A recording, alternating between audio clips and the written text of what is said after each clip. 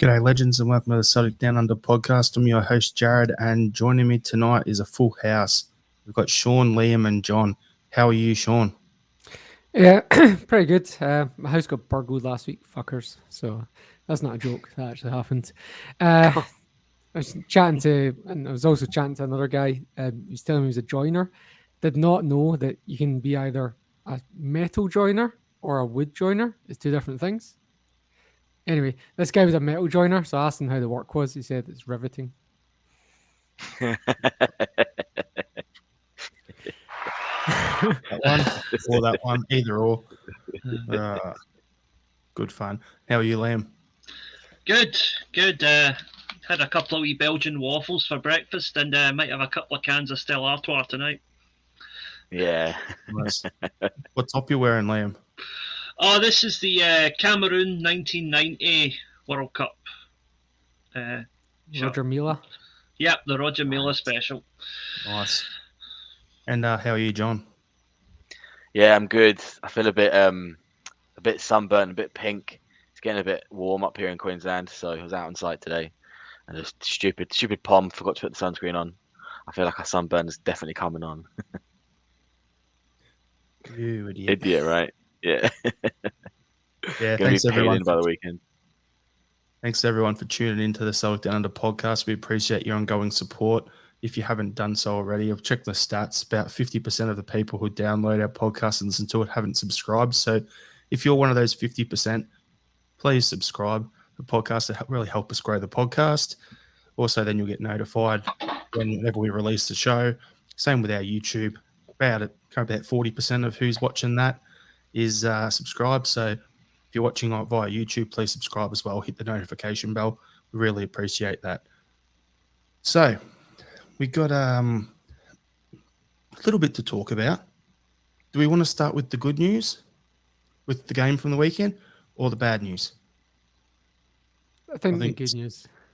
I think we'll start with the good news as well. So Celtic 2, Aberdeen 0, starting lineup, Joe Hart, Juranovic, Kardovic Welsh, Taylor, McGregor, Hatade, Jota, O'Reilly, Maeda, and Furuhashi was the starting lineup. For me, things had jumped off the page. First half an hour was pretty good. As Andrew said in the presser, we dropped off it a bit for the last 15 minutes or so of the first half. Second half, people were saying that was a 45-minute complete effort. I think it was maybe first 5 minutes as we're getting back into the swing of things. We weren't quite there, but then that last 40 minutes was some solid football as well. So, Sean, what was your overall take on the game? First of all, it was on. Did you get up to watch it, or did you watch it next day? Nah. I had the guys at Axon want me to do their live match day thing, and I'm like, it's a 1:30 kickoff on a Monday, and I've got to work, so it's not going to happen. So I watched the replay Monday night, knowing the result, but still enjoyed the game. It was 11:30 for me, so I stayed up. I was like, yeah, I'm going to power through. I'm going to watch this. Half time, I was like, down. So I not watch. I saw the first half live and the second half the next day. But yeah, it was good. Like, it was, the game pretty much went how we expected it would. One thing that I would say for Aberdeen is they looked very much like St Mirren of last year when Jim Goodwin would bring his St Mirren to Celtic Park. Very much park the bus, hope for a set piece or counter attack. It really, when we scored that goal early, I actually got a text through from my dad like 10 seconds before Stephen Welsh scored to say that, watch out, Stephen Welsh is going to have a good game today. And then he bangs in that goal. And look, he doesn't actually usually do it that often, Stephen Welsh, from the header. So it's good to see. Well, he does it more than Starfelt. So it was good to see someone, a more competent player at left centre back than Carl Starfelt. Can I jump in there for a second, Sean? He said he doesn't do it much with the headers, right? Mm-hmm. Welsh has scored 5 goals for Celtic. All headers.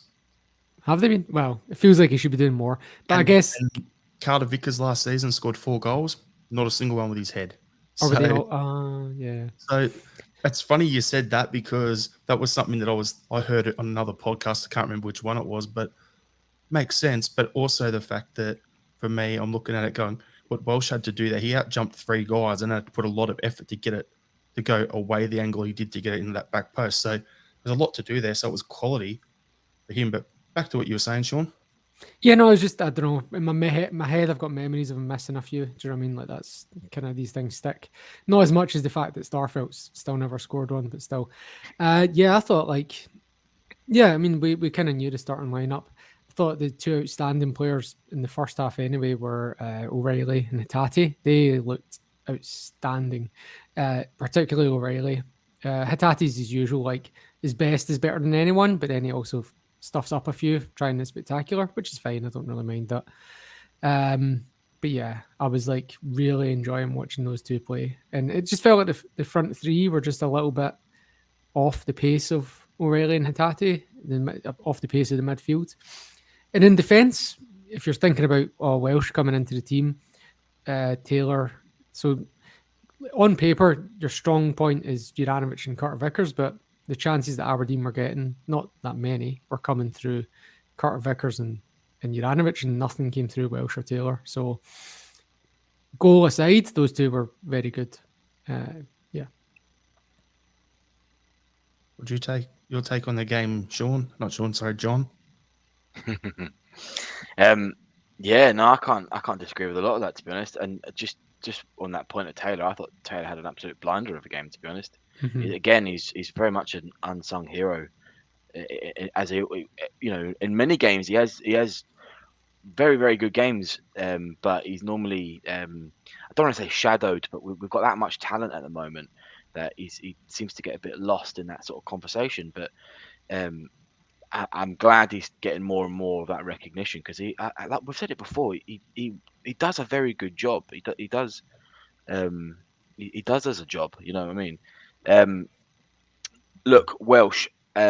Yes, I do like Welsh a lot. I think the for me one of the biggest things from last season that Welsh didn't have from his game was defending corners or a set piece. And I think if he just gets rid of that from his game, because positionally he's quite poor. If I remember a couple of scenarios where he's positionally quite poor, if he gets rid of that, yeah, it'll be a fantastic defender for us. And I'm always I'm pleased he never went to I forget the bloody team that he was Toulouse. linked with. Toulouse, Toulouse, was it? and Oh there was yeah, another one as well. yeah, The Italian team in yeah. Udinese. Yeah, Udinese. Udinese.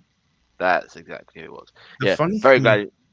Sorry, funny go thing, ahead. John, you're saying there about Welsh is I always thought he was a smaller centre back. He's actually 6'2". So Yeah, it's do you know what? deceiving I get that impression as well. I get the impression that he's a short centre back, but because I was looking at it and you're saying about the headers and the corners and stuff, and then all of a sudden I'm like, how tall is he? 6'2". Okay, that's surprising. But anyway, back to what you were saying. yeah, and looking, and he's not. It's not like some of the other players we've had in the past where he says, "Oh, he needs to go away on loan and he sort of bulk up and stuff." He hasn't got that problem. I just think it's experience for him, and I think it's some of his positioning, and then he's going to be, he's going to be cracking. Um, Other players that I thought was absolutely fantastic. How can we not speak about Jota? Just absolutely phenomenal. Some of the pings that he was doing, that goal was something special.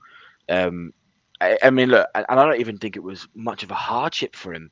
It looked effortless the way he scored that goal. So, yeah, I think some very, very special things to come. And I think almost not that we didn't see like a lot of sparks and sort of that special X factor from him last season. But I think maybe, I mean, it's a bit early to say, but he seemed very much like he's enjoying his time now. Like he's very much like he's settled, it's permanent, and now he can, he's got time to do all of his extra stuff. And so hopefully we'll see more of that sort of, breaking away from the defender and taking shots at 25 yards and stuff, because that was phenomenal. I also thought that, yeah, I agree with you, Jared, and I know Anne sort of said that in that post match that he's not going to have excuses of we're rusty and XYZ. We looked a little bit off it in that sort of, like you say, the sort of 15 minutes of the first half and 5, 10, 15 of the second and stuff. That sort of gap. I thought when Abada, Turnbull and Giacomakis came on, that's really when we started to get our momentum back. That's really when it all sort of started driving forward again. Yeah, and it's a shame that Giacomakis never got that goal because, yeah, that should have been. I don't know if you know the one I'm thinking of, but the one where he sort of just drove it to the left of the goal. He should have sunk that. He was right in front of the goal. But those chances there'll be more of them, and they'll come. So yeah, but it's a really good. Aberdeen's a good side. So good opening result for us, I thought. And Liam, we'll go to you before I jump on with my comments off what John was saying. Yeah, I think it was just a very good professional first day of the season kind of display. Aberdeen were better than I expected them to be. Put up a bit more of a fight.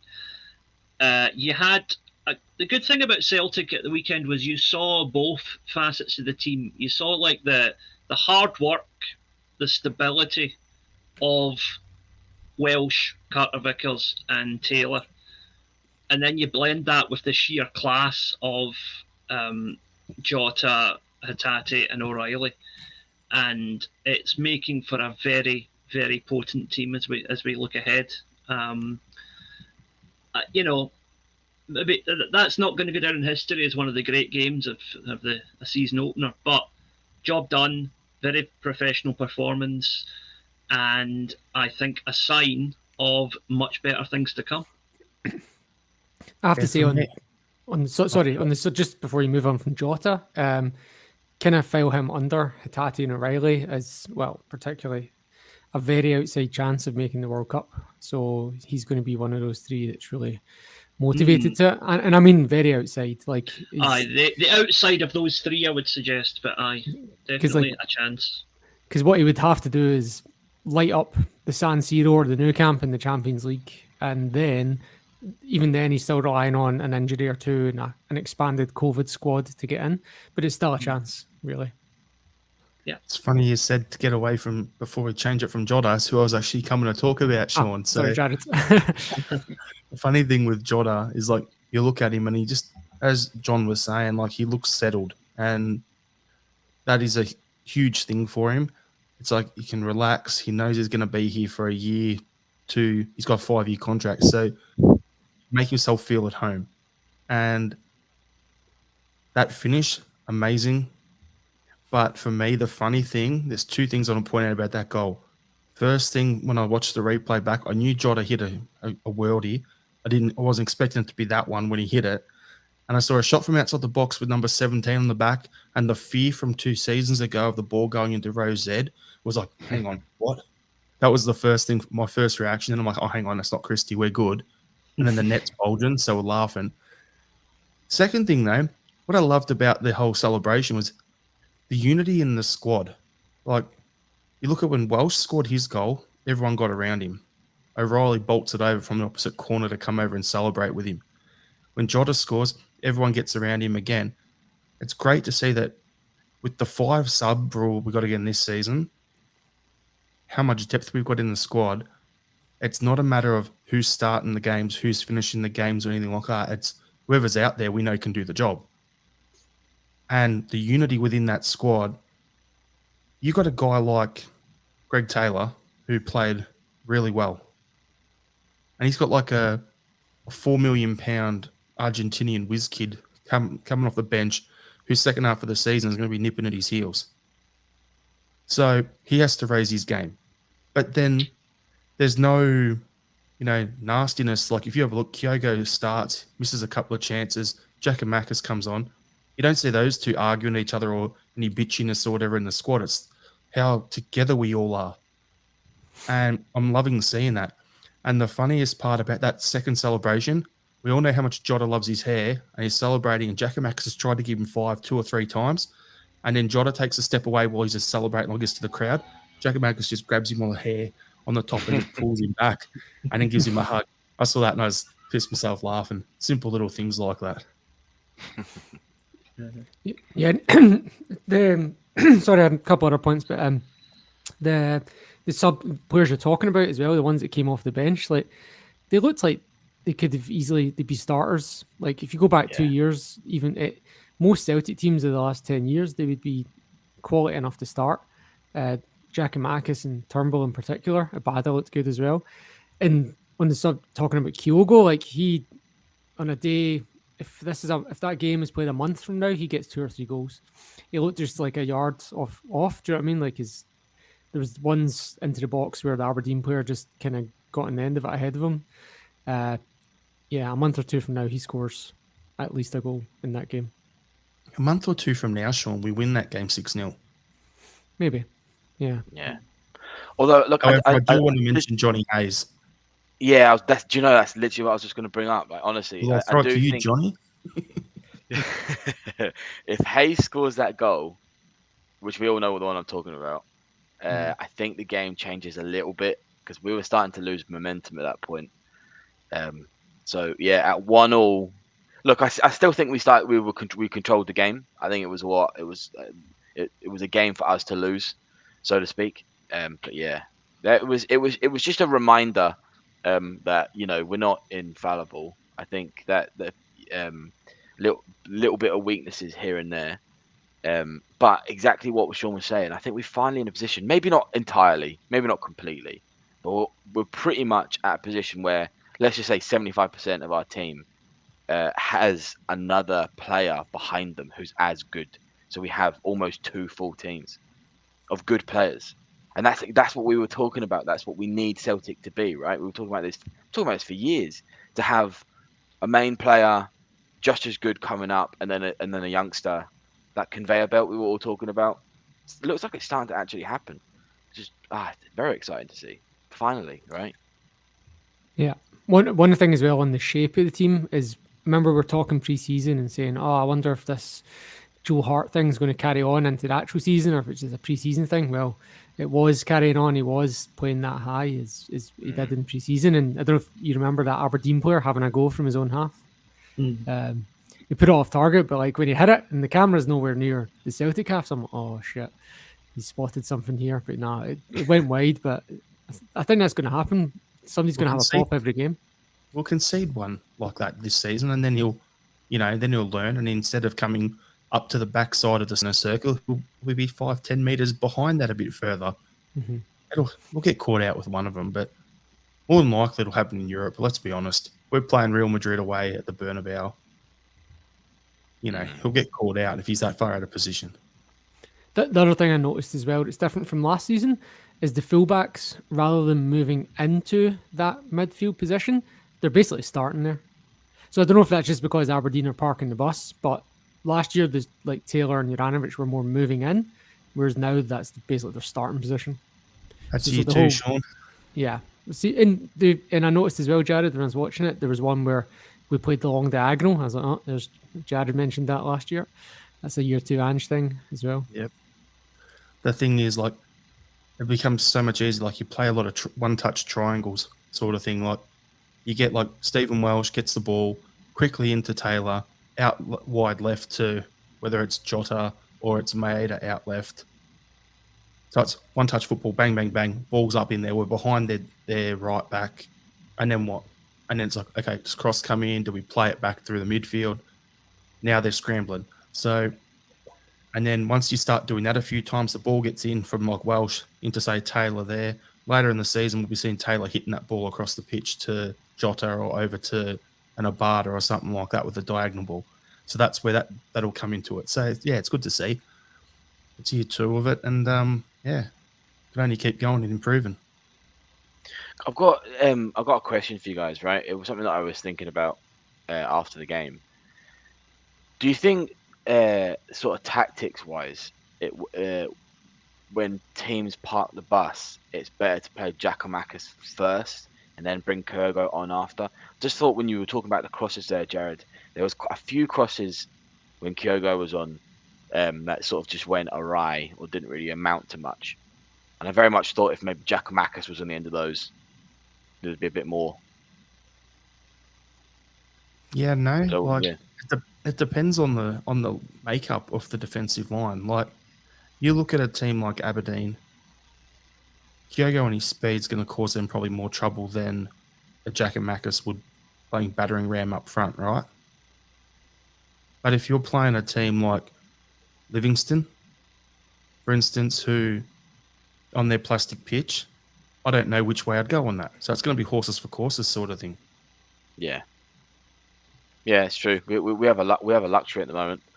Two different types of strikers, and can sort of pick it for whatever the opposition is. But I did think maybe for the Aberdeen game it would have been better to play Giakoumakis first and then bring Kyogo on when the team's a bit fatigued and stuff. But look, still worked out for us. So I think if you want an image of the strength of the squad, look at James Forrest, think off the bench. Bernabe, £4 million or whatever he was, think off the bench.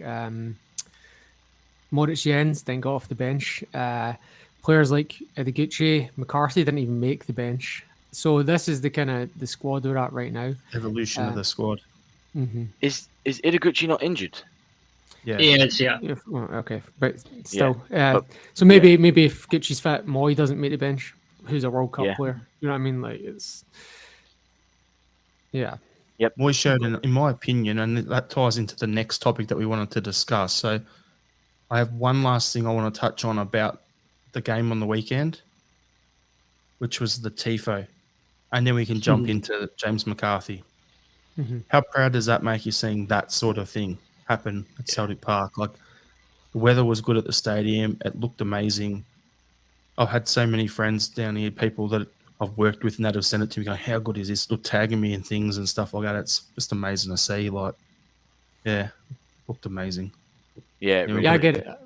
I get it too. Like, go to play football on Sunday and after the game, having a beer, and the guys are like, oh, I seen that tifo, I seen the display at Celtic, and these guys are like Australian or some of them are English and Everton fans and stuff. You know, like, why? I don't know how they even know about that. Do you know what I mean? Like, A where are Tottenham they, fan to it. yeah, where are they getting this news from? They're getting it. Yeah. It's the Aussie media over here. But Mhm. anyway, was there anything about it in Japan, Liam? There was actually, it made a couple of the back pages of the papers over here. Yeah, just I mean, the basic match report, but the photos were of the tifo because that was the sort of centerpiece of that whole game at the weekend, and I think it's a toss up between that and the Barcelona tifo for the 125th anniversary as to what's the best tifo I've ever seen at Celtic. It's pretty close. Last weekend might have just edged it, actually. Oh, okay, I'm going to go with the controversial take here. Barcelona one is great. Don't get me wrong. But I think the shininess of what they used for the reflections and stuff on the weekend, plus the daylight of it, made the colours pop more in that tifo, so it actually looked better. Like, if you look at it, the actual Barcelona one and the message and the actual pattern and everything, in my opinion, looks better. Yeah. Because the whole stadium in the same pattern. This is a couple of different things going on at once. However, just because it was a day game with the brightness of it, the big ribbons coming down from the cup and all that sort of stuff, this one would be my favourite one that I've seen. I think clearly, I mean, of course, remember the Barcelona game was nearly 10 years ago as well, and I think there's a clear evolution in the guys who do these tifos. They're getting more sophisticated as time goes on. Yeah. And it's great to see that evolution.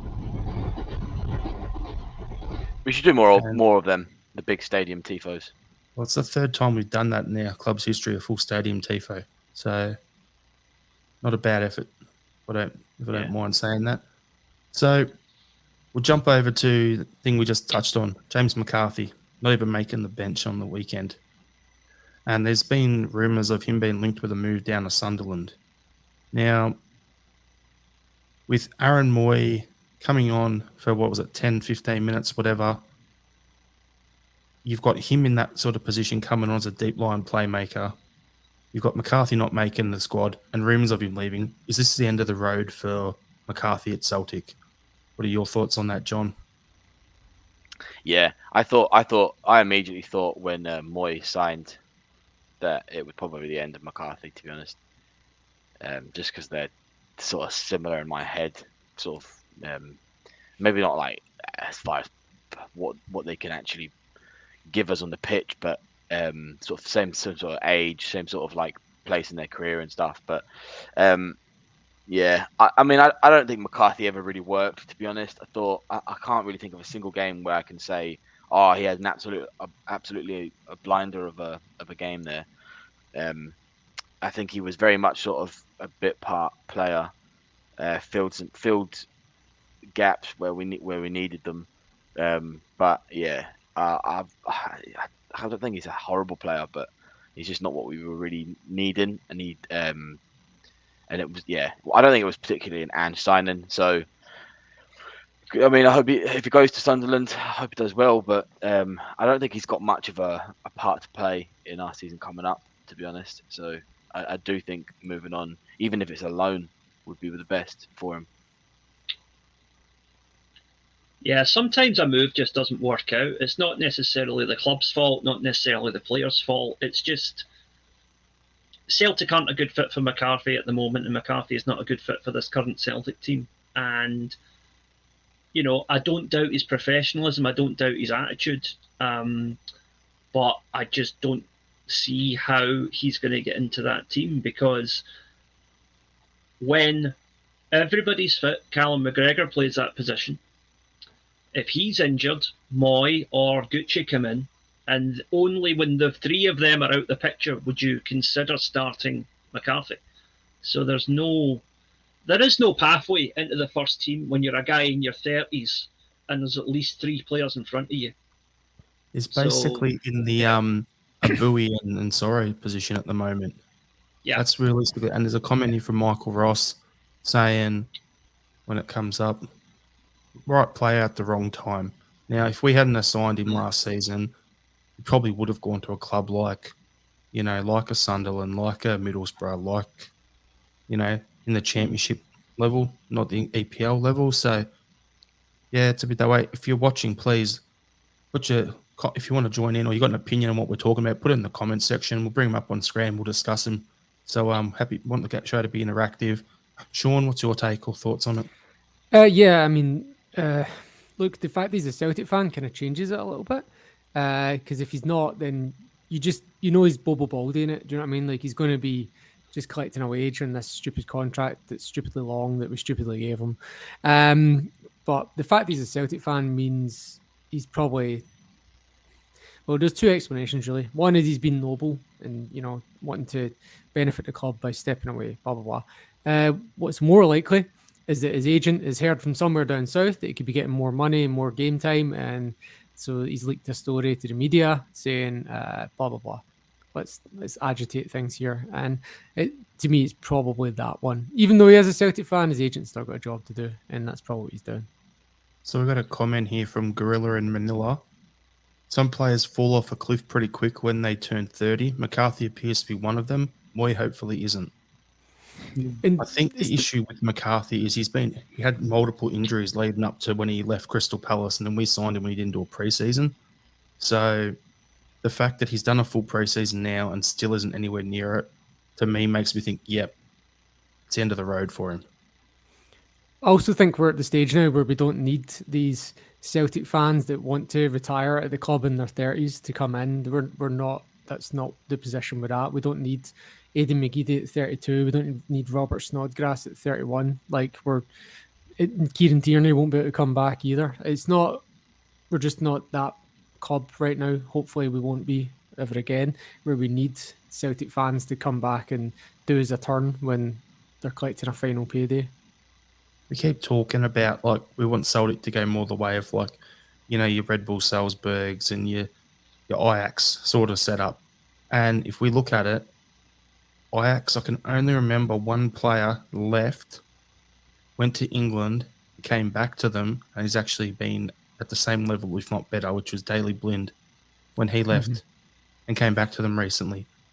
But other than that, they've had a few others go and come back and they haven't hit the same levels, and I don't really want that to happen at Celtic. We don't need to be signing these older players. Yeah, we need some experience, but now we're in year 2. Ange knows what he wants. It's about getting the players in, developing them to play a system. And there's a comment here from Neely D, which is saying McCarthy was signed by Dermot Desmond as an indulgence, not part of Ange's playing budget, just my perception. I think that's a perception shared by a lot of people, because, again, at a team like Sunderland, for example, McCarthy will probably do a job. the Championship in England needs those kind of more negative, more kind of destructive midfield players, whereas Celtic's style under Ange just does not fit that at all. And so, yeah, I think there may be some truth to that. Because remember, when McCarthy came in, Ange had only been in the job a few weeks, and he had maybe not quite yet got to a stage where he could assert the authority. I mean, I don't doubt now that every move we make is sanctioned by Ange directly. But, last summer when he was just in the door, Desmond might have said to him, you might want to take this guy, a Celtic fan, experienced international player, whatever. And Ange was not yet in the position where he knew enough about Scottish football to say, nah, he's not the kind of guy we need, But now he is. There's also a difference in standard. We would stroll that English Championship, like put us up against any team in that English Championship on any day where we're not in a friendly, obviously, but like in an actual game where we're playing our best. There's 1 out of 20 the English Championship team wins. Pick all the best players at the English Championship, put them together, they can beat us 1 in 20 on our day. We might not be a Champions League standard, but we're Europa League standard, and we're well above the English Championship. Yeah, I don't even think that's an exaggeration. I think that's pretty spot on. Well, Norwich are favourites to win the Championship, and we beat them quite comprehensively last week, didn't we? I'm just laughing at that, Sean, because I'm just waiting. If something went wrong, now you're online for attorney for someone to clip that. That's why I'm laughing. Not because of what you're saying. I agree with it 100% as well. But look, what I want to do is there's another comment I want to bring up. It's got nothing to do with the McCarthy thing. It's from early on from Vanessa McCormick. And I'm going to give it the, zombie intro because it's funny. So Vanessa's gone, glad we aren't playing Euro qualifiers. Huns play PSV or Monaco if they go through.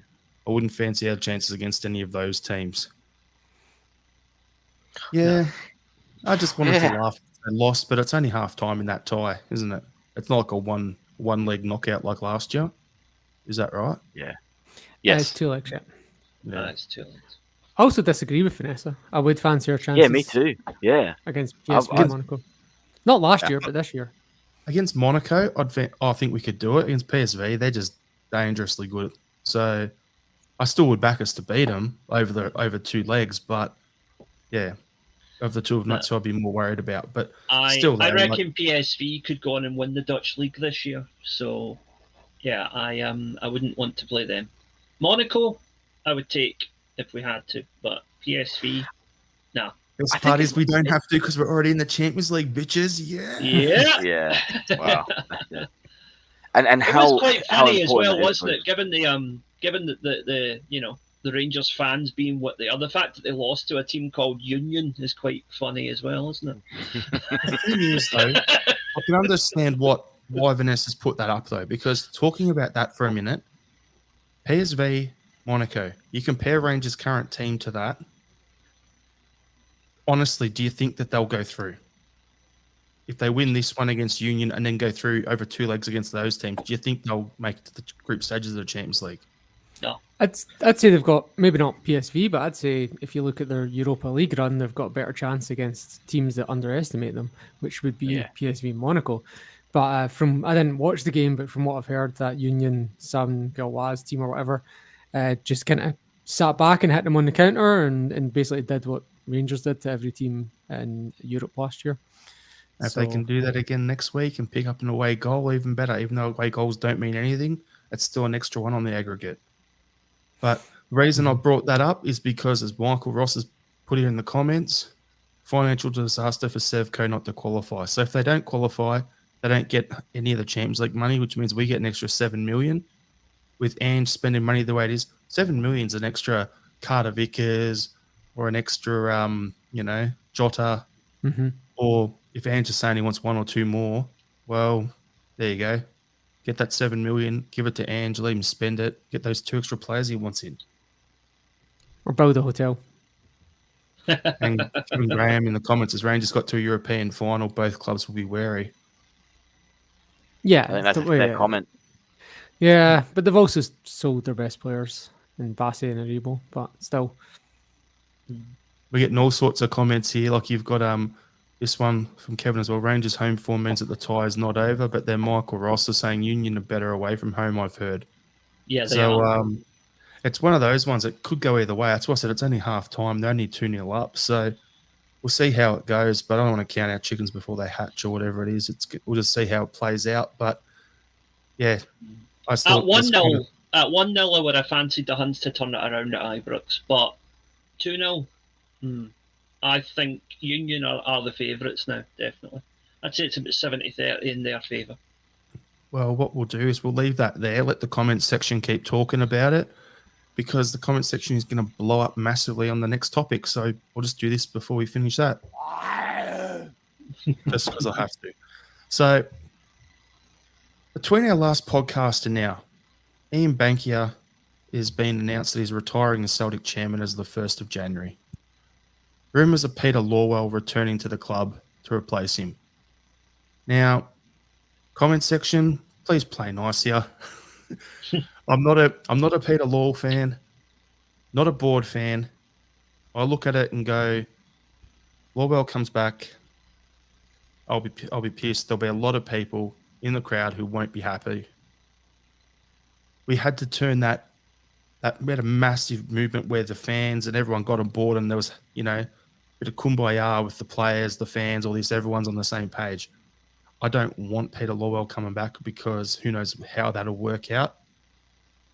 So I'm hoping that we identify someone decent enough to come in and do the job, because the way we run as a club, I find odd. It's our CEOs under Lawwell was the one you'd see everywhere, and your chairman you wouldn't hear from. Most football clubs, your chairman's the one you see, your CEO runs the show.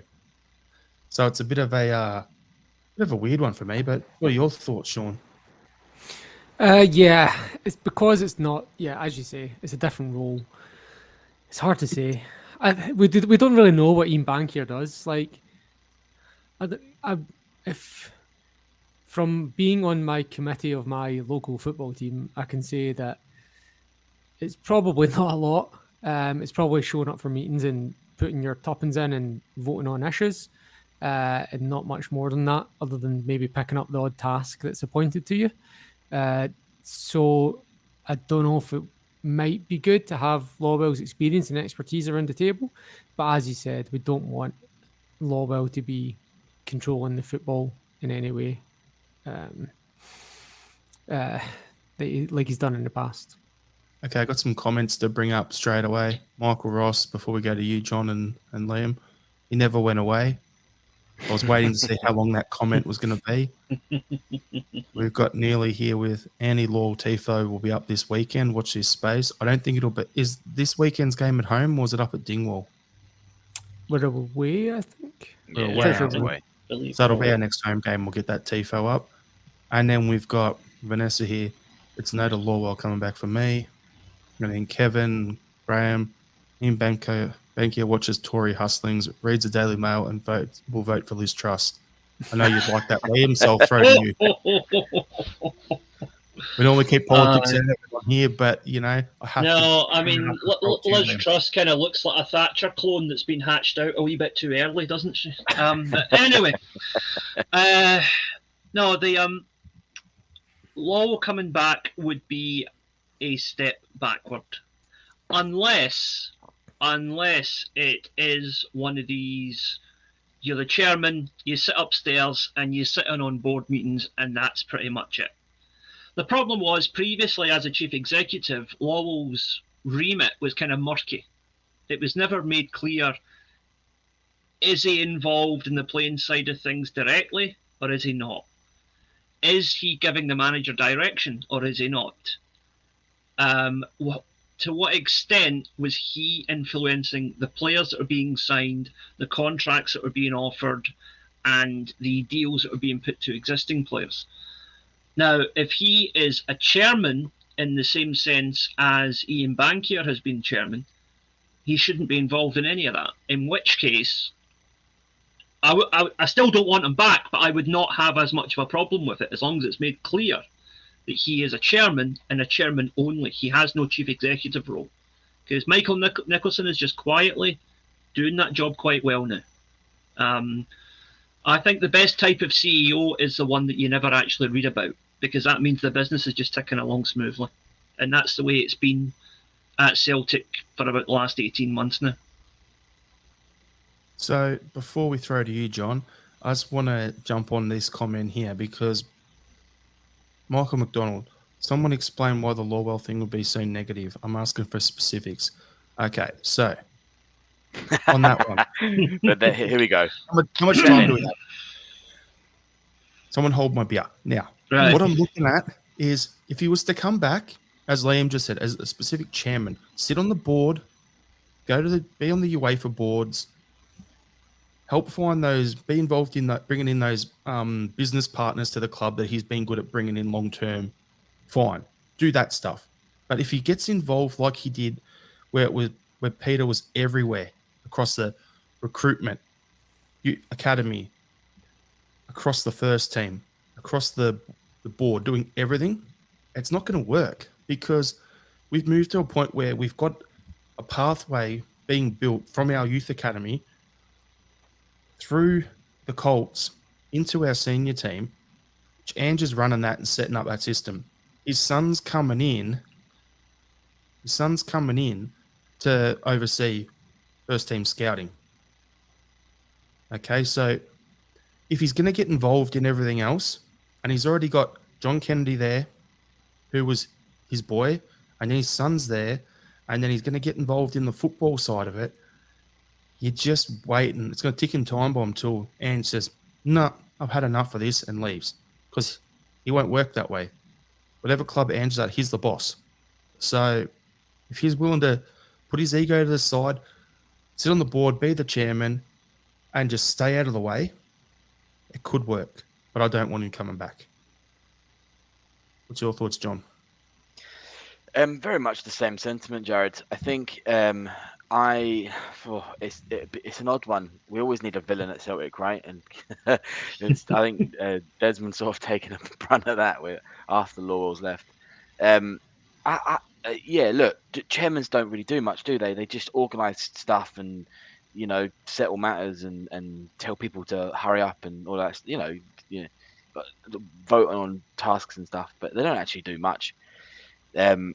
I just don't trust Laurel coming in and not doing what you described there, Jared, where he just sort of starts putting his fingers in. Oh, maybe you should do it this way, and maybe you should do that, and that contract doesn't look quite right. Nudge, give this a little change, which is what he was doing for so long, right? It was. We've heard the stories like McGinn, last minute contract changes and that change. He was there for too long. He became not toxic. That's not the right word. He just became it became a hurdle, and I think hopefully as well. But a lot of our recent success with Ange and the reason why it clicked so quickly was because we never had Laurel to as a hurdle. But look, he is also very well respected in European football. And he did a lot for us with a lot of our negotiations with UEFA and stuff, and he was a champion for Celtic. I just think that it's too soon. So I probably wouldn't have a huge problem with it if he did come back in something like a chairman position in the future. But I'm not a fan of it just now. I think it just really sort of like puts us in a step back. Even if it's just perception. I think the appointment would be a real silly move from the board. Although they don't really do smart moves in general, but Here's a funny one for you anyway. Kevin Graham is on the non-executive board already, so he's still in the background anyway. I'm on the website. I don't think he is a non-executive. Non-executive. I think he is. I think he's a non-executive advisor because he was still taking part in some UEFA advisory groups, so it was made sense to keep him. Yeah. You got a couple other comments here. So you've got Michael McDonald, assuming a lot there. I think Ange will get on well with him. Only probably problem I had with Law was most of the managers he appointed, and then Michael Ross. Law described us as a Champions League club. We made 3 appearances, not good enough. So this is one that's going to split the support, and that's why we bring this up. Like Michael in the comments has his opinion. Other guys in the comments have their opinion. We've got our opinions. There's a lot of bullshit going on, basically. So it's yeah, I think it's just we'll see how it goes, but I hope we can bring someone else in at the end of the day. There's a history to Lowell that is often not talked about. We need to remember that when Peter Lowell became Celtic's chief executive in 2003, that was his second stint at Celtic already, right? He was originally brought in under the Kellys in 1990 as their financial guy. So if you want to talk about potential toxicity, he represents a direct link back to the board that almost killed Celtic to begin with. So we don't want to take any steps backward. And, you know, Peter Lowell did a lot of good at Celtic during his time, but he stayed about 5 years too long.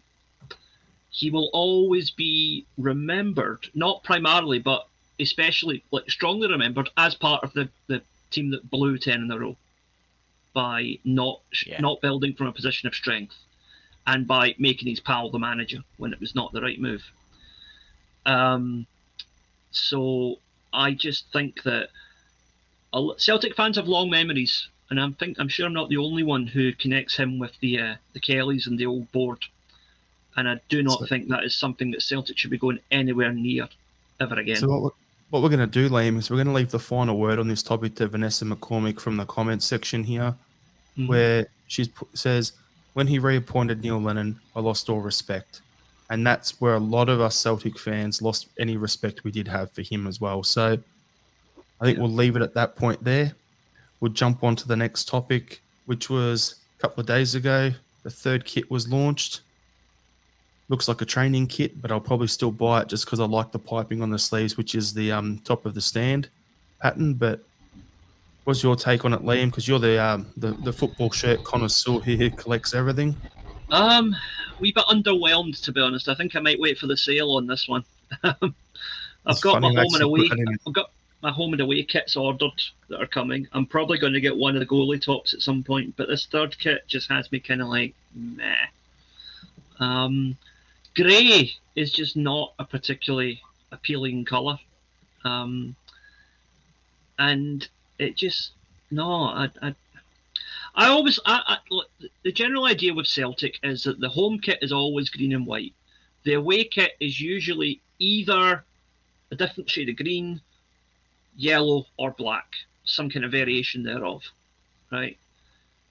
The third kit gives you a chance to do something a wee bit outrageous, a wee bit different. You know, we've had pink kits before, we've had silver kits before, we've had black and gold kits before.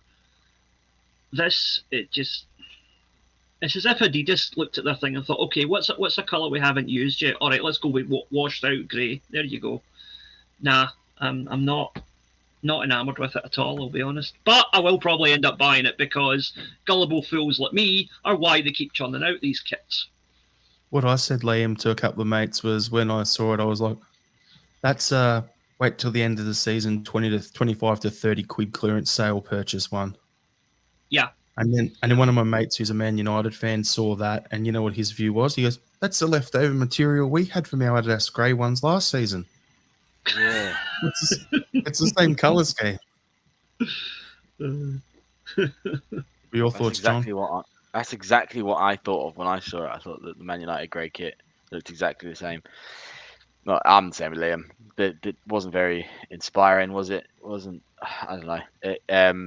I actually quite liked clearly absolute nonsense now, but although that concept design that we all saw where it was the grey, but it was the grey hooped. You know the ones we're talking about with the luminous stripe. Yeah. I actually thought that looked dead smart, to be honest. I thought doing something like that would be much.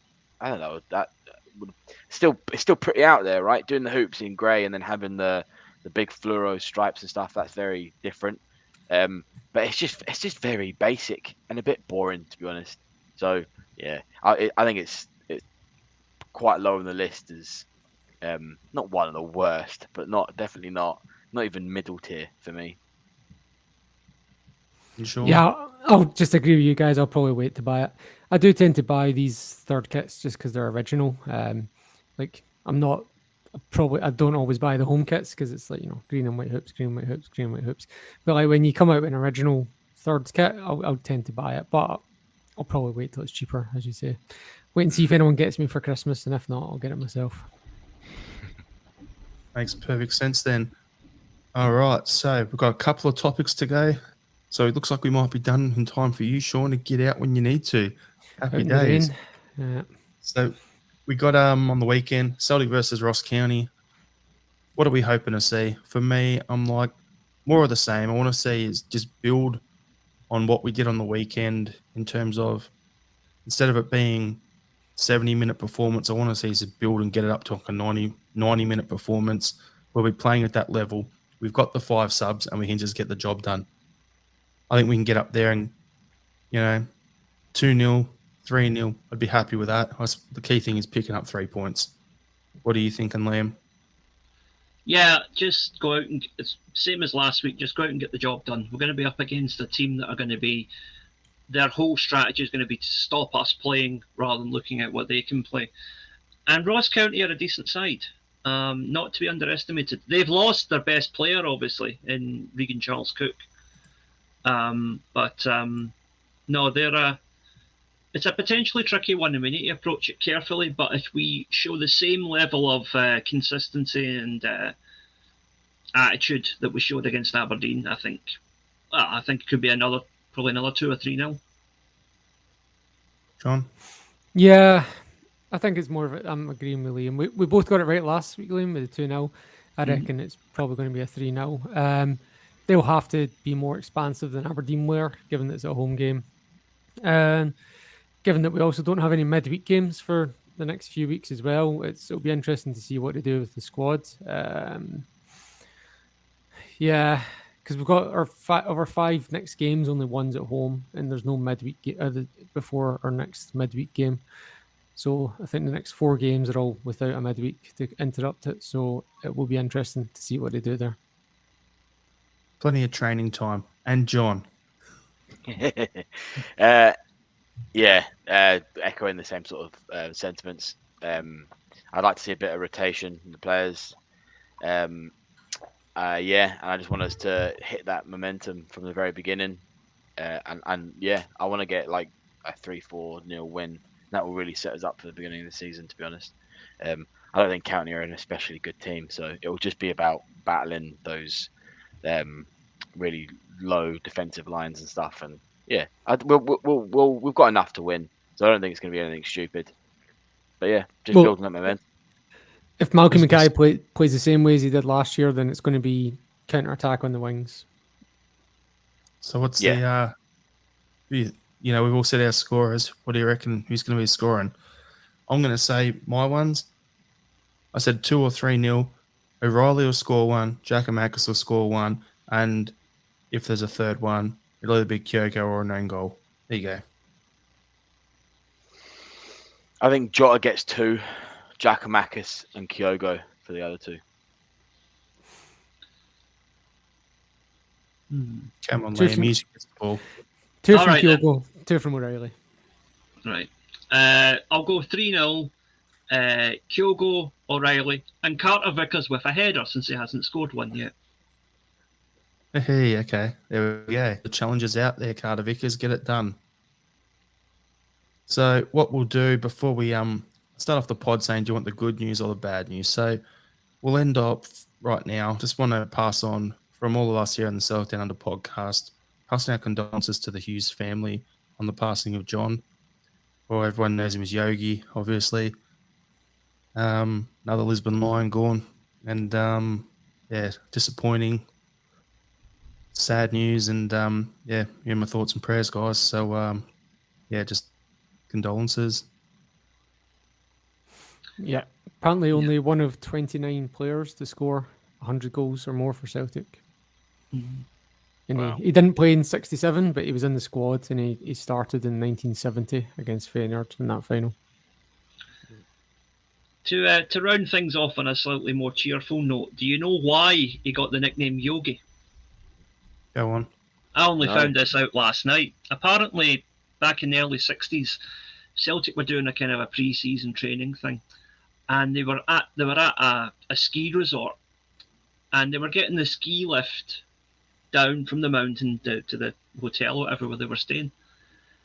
And John Hughes said, I don't fancy that ski lift. Is it all right if I just walk down and I'll see you guys at the bottom?